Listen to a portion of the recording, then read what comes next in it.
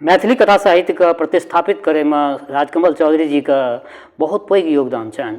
राजकमल चौधरी जी मैथिली कथा साहित्य के प्रतिष्ठापित केलथि आ आज़ादी के बाद मैथिली कथा के जे दशा छलै एहि दशा के जे छै से ओ बहुत ठीक ढंग से जे छै से अपना लीक पर में आनि देलखिन। एकटा दुर्भाग्य जे बहुत कमे दिन एहि धरती पर में ओ रहलखिन, लेकिन जतबे दिन रहलखिन बहुत किछु लिख के गेलखिन। तऽ आइ कथा साहित्य में कथा यात्रा में राजकमल चौधरी जी के एकटा रचना फूलपरास वाली राखि रहल छी।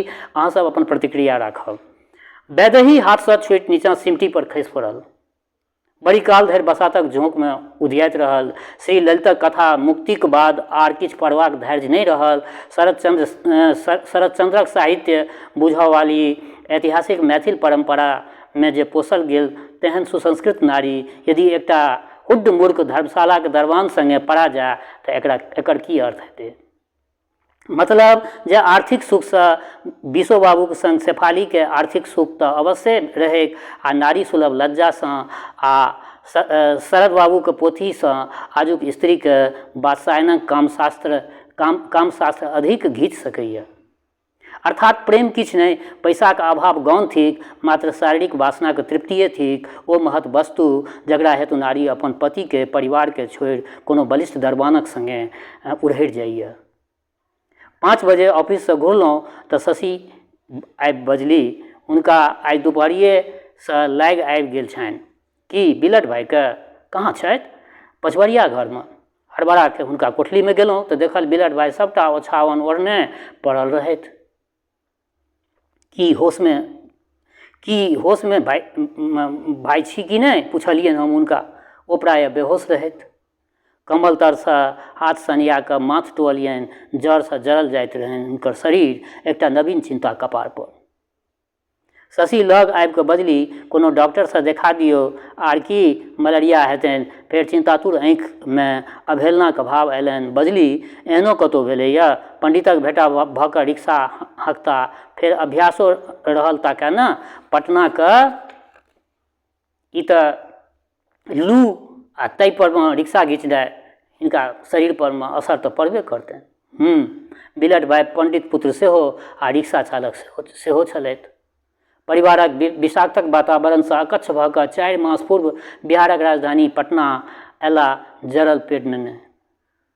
मुदा भागीरथ प्रयासक पश्चातो जखन 2 मुट्ठी अन्न आ 5 हाथ वस्त्रक जोगाड़ कोनो अन्य ईमानदार परिश्रम से उपलब्ध नहीं भेलनि तऽ रिक्शा हाँकऽ लगला। पंडित चंद्रकांत झा वेदांत दिग्गजक सुपुत्र श्री बिल्लट झा रिक्शा के हैंडिल धरता। मुदा संध्या काल जखन घाम पसेना आ गर्दा से कचकच देह नेने हाथ में शेर डेढ़ेक एकटा नैनी लटकौने बिलट भाई अयला तऽ 4 टका के अंदाजन रेजकी रहनि हुनका संग में। चिरसंचित संस्कार हमर विद्रोह कऽ उठल। अपन साक्षात पितियौत के रिक्शावाला के रूप में देखल नहीं गेल हमरा। पुछलियन, भाई हमरा जीवैत रिक्शा कोना हाँकब अहाँ? हर्ज कोन? विकास तऽ सब पीढ़ी करैए। दादाजी पितरिया घंटी बजबैत, हम निकिलक पॉलिश कैल डबल घंटी बजबै छी साइकिल रिक्शा पर। उज्जर कपार पर वन करैत घाम के तर्जनी से सुरैर के नीचा सिमटी पर बैस हाथ से पंखा करऽ लगला। एहन स्वाभिमानी के जड़ से छटपटाइत नहीं देखल गेल हमरा। ई रिक्शा चालक हमर पितियौत से कहैत अपन मित्र पंकज के संकोच नहीं भेल। इलाज बाड़ी में कतेको दिन बीतल। हुनका मिक्सचर देल गेल, 3 गो सुई सेहो पड़लै। अनेक डॉक्टरक इलाज बदलल गेल। हुनकर जड़ ओहि भूत जकाँ थेथर छल जे कोनो ग्रामीण युवती जकर स्वामी परदेश में रहैत होय ओकरा ऊपर में सवार रहै छै। 17 दिनक पश्चात बिलट भाई सिया ठोरे हंस के कहलनि जे बाउ बंगट के गाम से बजा लियौन। बरू महिषिए चलि जायब, मरबो करब तऽ संतोष रहत न जे मातृभूमि में प्राण त्यागलहुँ। शशि के आँखि नोरा गेलनि। चिट्ठी तऽ नहीं, मुदा हम तार दऽ देलियै। एकर तेसर दिन चौराहा पर पान खाइत रही, मोहल्ला के एकटा छौड़ा दौड़ल आयल आ बाजल, मनी भाई एकटा कोनो देहाती स्त्री बड़ी काल से अहाँके डेरा के पता पूछि रहल छथि। हमर? हाँ यौ, अहीं के मछुआ टोलीके पता। हम ओकरा अहाँके डेरा पर पहुँचा देलिए। भौजीसँ खूब गप लाधल छै हुनका संगे। डेरा दिस डेग झटकारलहुँ। भेल कोनो गाम देहातक पड़ायल तड़ायल मौगी तऽ नहि आयल हँ, कोनो फसाद लऽ कऽ। डेरा पर गेला उतर देखल जे स्नान घरसँ एकटा 17-18 वर्षक युवती जलसँ भरल पितरिया बाल्टी देने चौका दिस जाइत, माथक फूजल केश, मैलछो नुआ पर लटकल मुँह पर यात्राक ठेही। चंचल नजरिए हमरा दिस तकलक, फेर खसल आँचरसँ माथ झाँपि चौकामे चलि गेल। शशि आबि कऽ बजली, फूलपरास वाली छथिन, एखने एली अछि एसगरे। हाँ, किओ आबक हेतु प्रस्तुत नहि भेल हेतनि तऽ की करितथि। बिलट भाइ द पता लागल जे ओ सुखी सोहारी आ परोड़क रस्सा पीब कऽ कनिए पूर्व सुतल रहथि। दोसर दिन प्रातखान जखन गंगा स्नान कऽ कऽ लौटलहुँ तऽ शशि हमर फटलाहा कमीजके सिबामे व्यस्त छली। 3 बेर जलपानक लेल कहलियनि तऽ बिहुस बजली, देखै नहि छी अहीँके अंगा सीब रहल छी। पेटक एहन महत्वपूर्ण समस्याके एहन साधारण रूपे शशिके बुझनाइ कहियो नीक नहि लागल हमरा।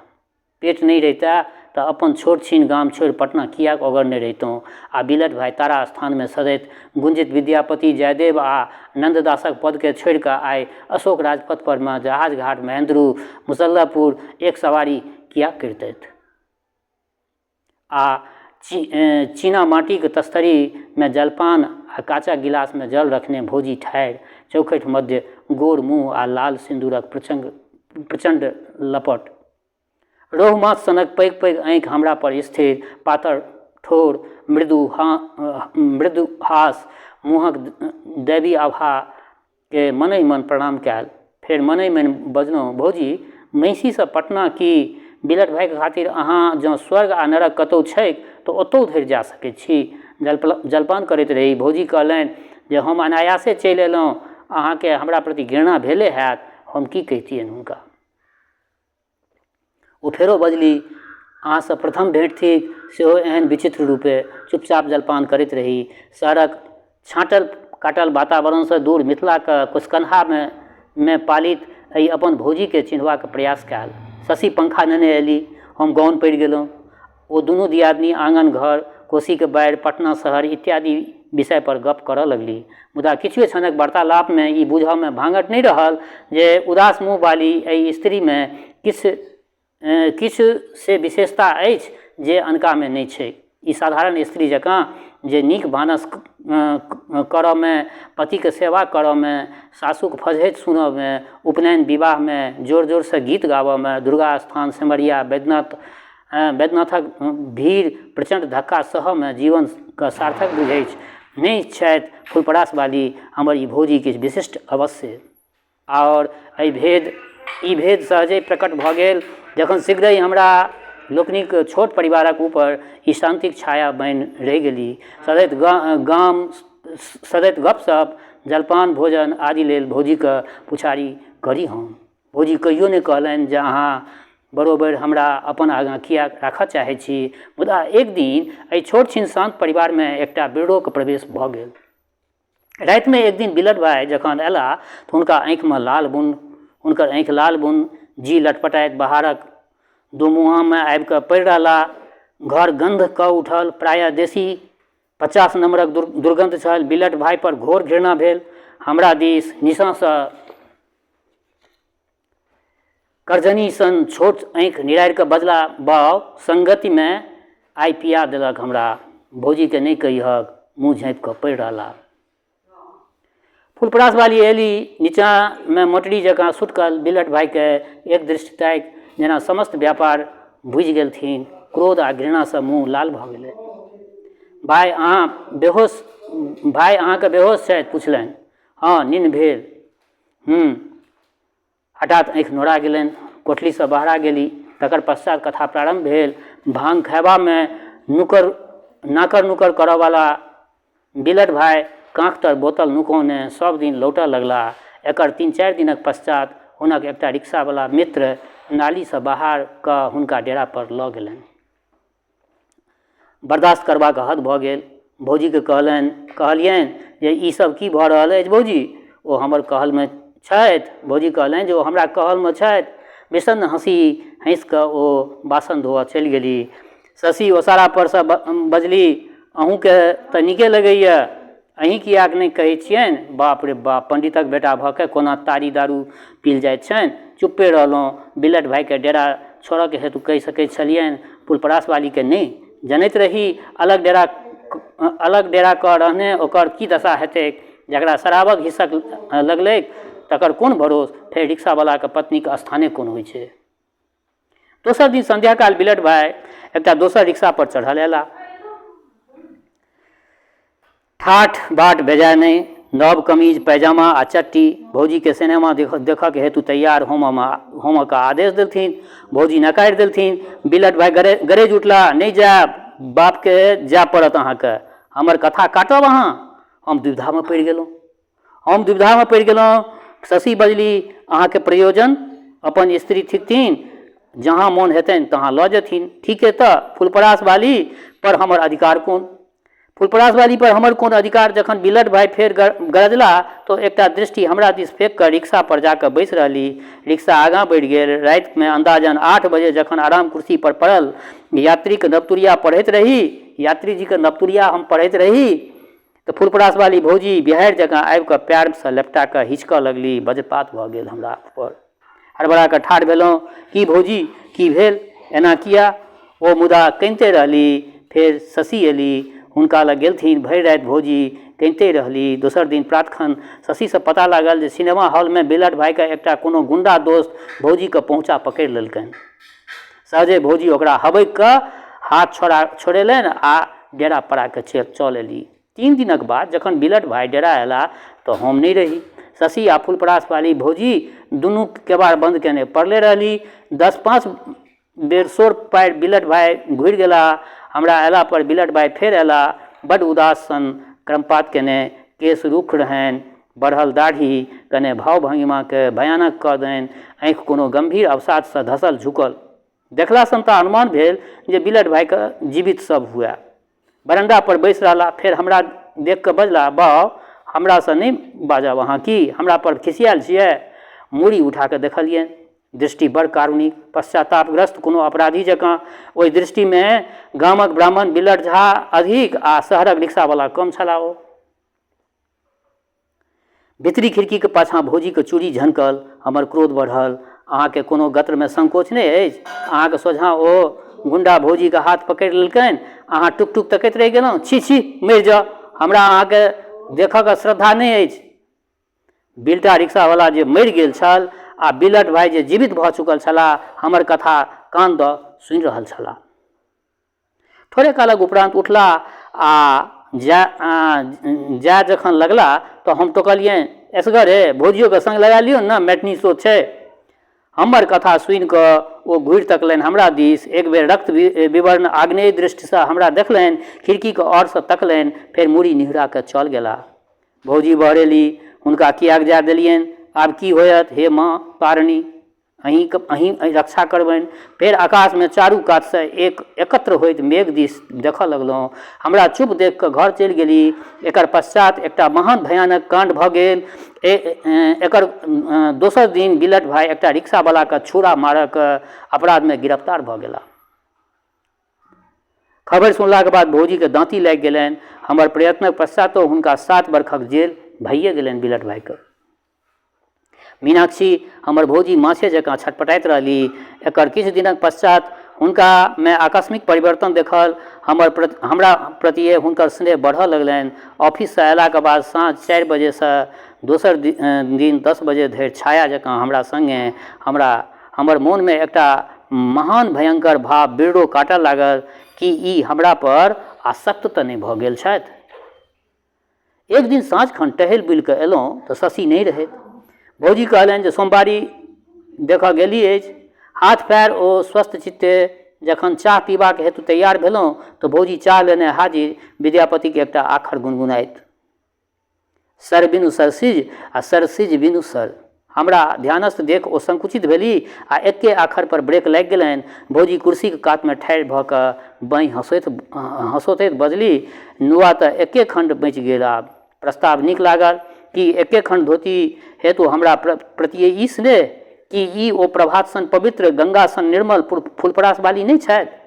हमर भीतर बैसल नीच आ कामुक व्यक्ति धरि के ई नीके लगलै। हुनक हाथ धऽ कऽ कहलिए चलू भौजी गंगा कात से टहल आबी ग, एखन शशि के आबऽ में विलम्ब हेतै। घर में ताला ठोकि रिक्शा पकड़लहुँ। ओहि पर बैस भौजी टोकलनि जे एहने रिक्शा ओहो चलबैत की यौ। एहने रिक्शा न चलबै छलखिन ओ। घृणा से मुँह विरक्त भऽ गेलनि। जखन घाट पर बैसलहुँ तऽ हुनक मोन में संघर्ष जेना चलैत होनि। फेर बहता धार में छोट छोट रोड़ी फेंकऽ लगली। अहाँके मोनक कथा हम बुझै छी भौजी। भौजी हंसली। कने और सटलहुँ।